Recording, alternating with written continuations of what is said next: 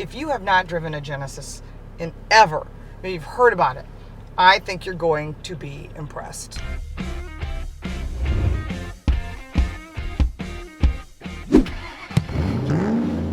Hi everybody, welcome to another edition of Car Coach Reports. His Turn, Her Turn. I'm Paul Bryan, the His Turn part, along with Lauren Fix, the Car Coach. And I'm the Her Turn part. That's who it is. Yeah, we got that figured out.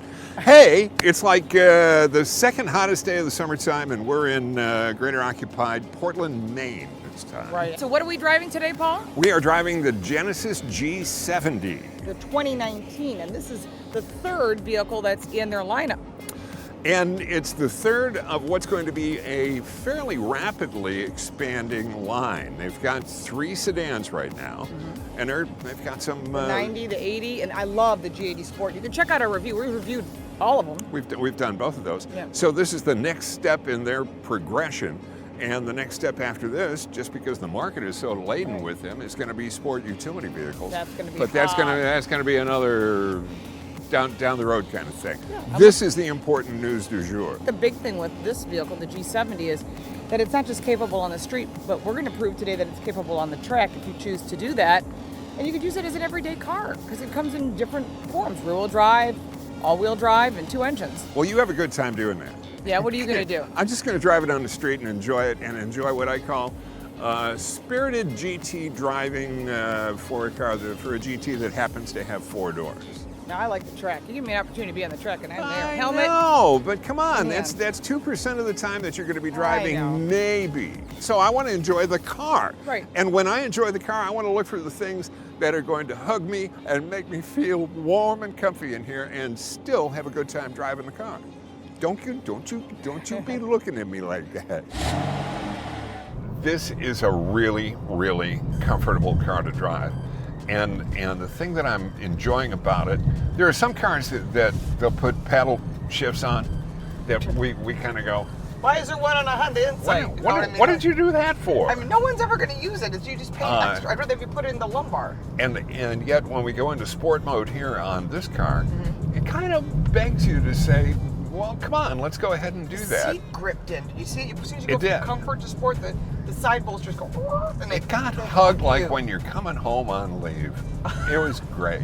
So we've got a 2-liter turbocharged with 252 horsepower, or the 3.3, which is the V6 with 365 horsepower. You know, it's funny. I'm looking through the notes from our morning meeting, and it said that these are the 4 pillars of this car, of the G70 for Genesis. Pillar 1. Emotional. Don't cry, Paul. It's okay. Okay. Athletic. Yeah. Again. Okay. Sexy. I know that's your opinion. You can say what you want. And safe. That's your area. It's a matter of opinion. Anyway, but it's a balance of muscles and sexiness, they said. I think they've done a nice job with it because pretty much they're competitors, and there's literally tons of them in this category. They're all fighting for that same muscular, sexy, I want to drive this everyday car. You could take your friends to dinner, you could have your family in this car, and it fits everything. And if you want to go to a drive event, you can go to a drive event. I'm just liking the whole experience here, and I like the attitude that I see from the company. I do too. I love that we had dinner with a designer last night. Actually, it was the global head of the brand. He's the big king. The head of the thing. He's awesome, and he's a racer. He's a car enthusiast. He's worked for Lamborghini. I mean, this guy's done for Lamborghini, for Volkswagen Group, for a bunch of people, and he's an Air Force brat.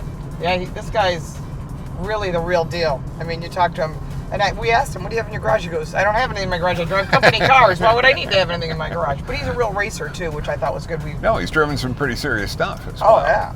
So. And he's very smart, and it's good to see that they've picked good people on their team, and I think that's really what it's about, the people behind the brand. It's not just the car, it's the whole experience, the whole package. I agree.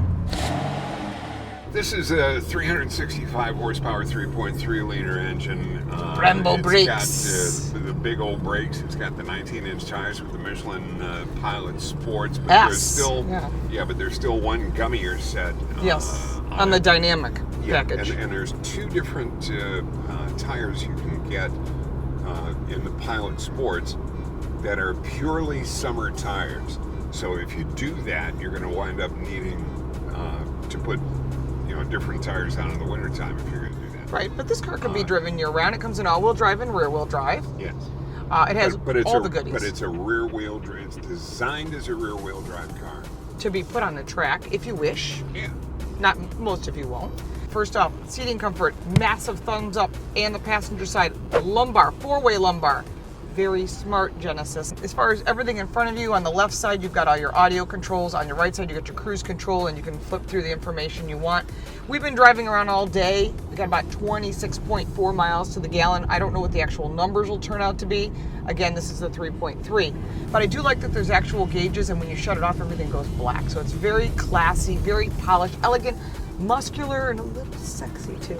Going to the center stack, the screen is not huge, but it's big enough and it does the job. It's got everything that you would expect. That's the same as the other Genesis. Nothing extraordinary that pops out that makes me go, wow. But it does have Lexicon audio, which is 15 speakers and a subwoofer under each bottom seat. So you can feel it even without it being burrito. Yeah.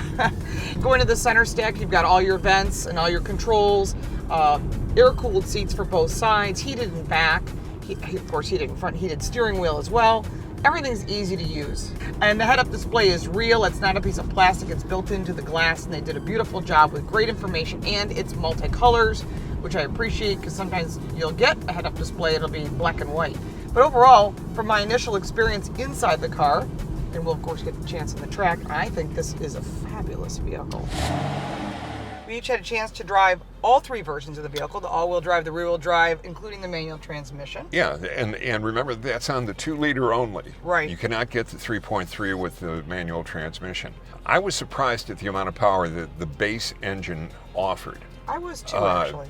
At 250 horsepower, 253, whatever the exact number is, you'll see it down there. It still had plenty of torque. It was fun to drive. Oh yeah, all 3 versions were fun to drive. But I wonder what the take rate's going to be on that manual transmission car. Probably not high. I think my overall takeaway is it's really hard to find something wrong with this car. And I'm thinking it's not the price, it's got wireless charging, it's got air-cooled, heated-cooled, 4-way lumbar, it's got everything you would want for an everyday car. You've got room for kids in the back, there's tons of room in the back. I mean, what could, if I'm nitpicking, maybe a bigger sunroof. Does that make a difference? No. But it's really hard to find anything wrong with this car. If you have not driven a Genesis in ever, but you've heard about it, I think you're going to be impressed. I just like the way the car looks, too. Is there anything negative you can think of? We know the pros. We've been talking about them. You know all what? day. We touched on it a little bit. I would have liked a flat-bottom steering wheel. A D-wheel, yeah. Can I gig it for that? I just No, love all the I knurling can't. and the detail and the aluminum. Yeah, I mean, it even really around is the nice. cup holders. I mean, everything. The way it's laid out, very... It's driver-centric. Yeah. For sure. I like it a bunch. Yeah, it's hard to find anything wrong with it. I mean, if you've driven one or you own one. For a luxury vehicle, you're looking at a buy. You're looking at something. Oh my God. And you have to put it on the comparison list. Yes. You have to put it on the comparison. Yeah, if you're thinking about a German car or one of the luxury brands Sure. that are Japanese or even a Jaguar, which we love the Jaguar XE, I think you need to drive this. I think you're going to be quite impressed. All right, so go ahead and do that. All right, and if you like this video and you want to see more like it, make sure to check out our videos. If you subscribe, make sure to hit that little teeny bell next to it. That way you'll know when we put up a video. We put up 2 a week, plus our 4-Minute Fridays and other things that Paul and I are doing. And it's a lot of cool stuff we're doing and some of our interesting stories and experiences. Yes. Oh boy. Let's go find some oysters. Yeah, there's an oyster calling your name. I know. Well, thanks so much for watching. We will see you next time. Thank you so much. All right, take care.